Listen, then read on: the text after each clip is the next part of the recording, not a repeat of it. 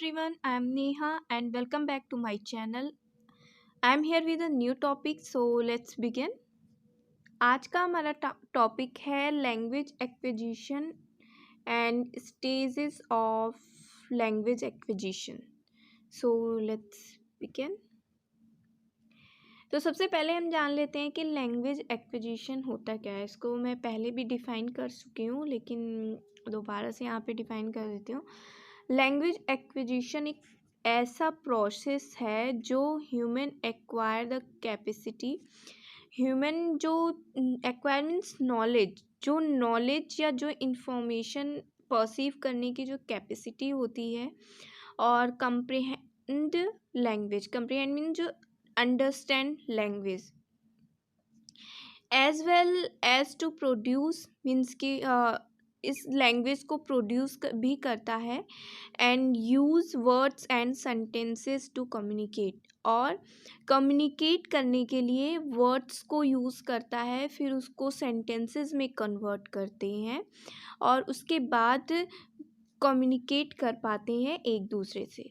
Language acquisition involves structures, rules and representation. जैसा कि हमने इससे पहले की जो वीडियो थी उसमें डिस्कस किया था कि लैंग्वेज का स्ट्रक्चर क्या होता है, और लैंग्वेज के कुछ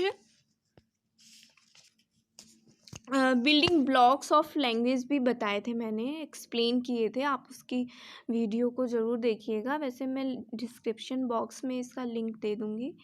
तो जैसा कि यहाँ पे हमने जाना कि लैंग्वेज एक्विजिशन क्या है. एक ऐसा प्रोसेस है जिसके थ्रू ह्यूमन एक्वायर करता है इन capacity to perceive and understand language, और अपनी लैंग्वेज को कम्युनिकेट करने के लिए वो प्रोड्यूस करता है अपनी लैंग्वेज को.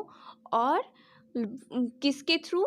वर्ड्स एंड सेंटेंसेस के थ्रू, जिसमें इन्वॉल्व होते हैं लैंग्वेजेस के स्ट्रक्चर्स, रूल्स और रिप्रेजेंटेशन. ये सारी चीज़ें इसमें इन्वॉल्व होती हैं.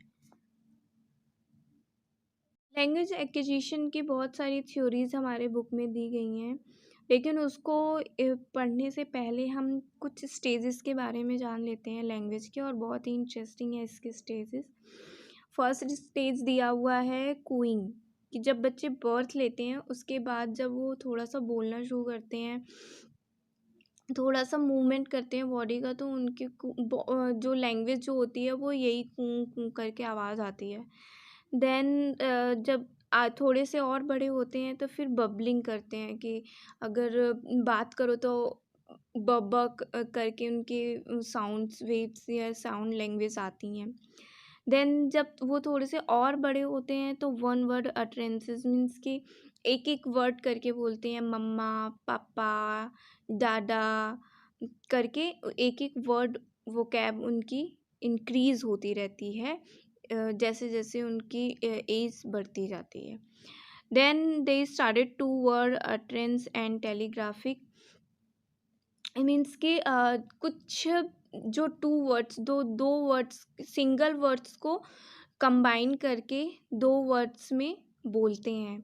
जैसे कि मम्मा पानी, मम्मा दूधू, ऐसे करके जब बच्चे बोलते हैं ना तो वो टू वर्ड अटरेंस में आता है. और टेलीग्राफी का मतलब यहाँ पर है कि सिंटैक्स स्पीच से रिलेटेड. सिंटैक्स का मतलब हमने पहले देखा था, ने इसके प्रीवियस वीडियो में डिस्कस किया था कि जो रूल्स होते हैं, सेंटेंसेस जो होते हैं, ग्रामेटिकल सेंटेंसेस जो होते हैं, उससे थोड़ा सा मिलता जुलता. जैसे मम्मा सिट, डॉगी काटा, डॉगी बुलाओ, ऐसे करके जो वर्ड्स होते हैं ना, वो तो क्या होता है कि वो ग्रामेटिकल थोड़े से सही होते हैं, बट वो दो अलग अलग वर्ड्स को एक में मिला के बोलते हैं, तो ये टू वर्ड्स अटरेंसेस में आ गया.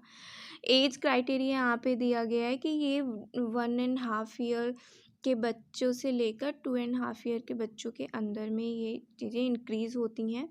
ऑन दैट टाइम बच्चों में 3 to 100 वर्ड्स वो कैब इंक्रीज़ हो जाती है, प्रोड्यूस हो जाती है.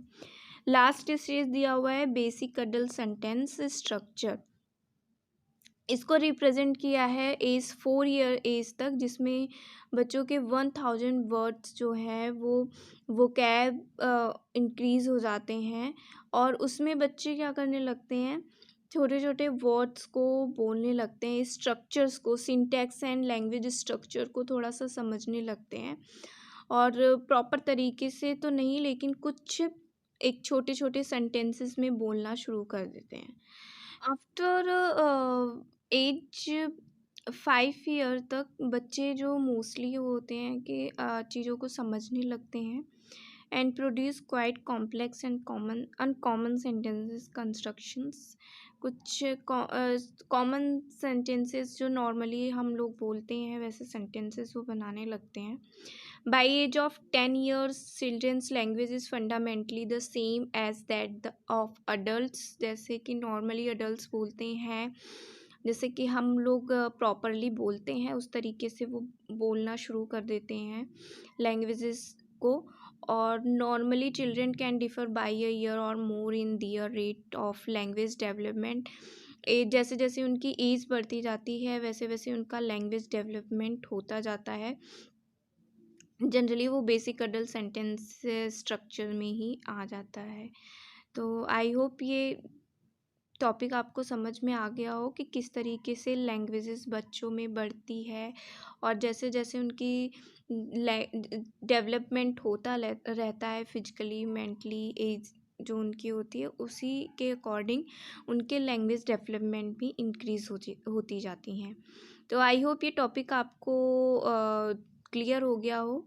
तो घर पे रहिए, सुरक्षित रहिए, सीखते रहिए, मेरी वीडियोस को देखते रहिए। Thanks for watching.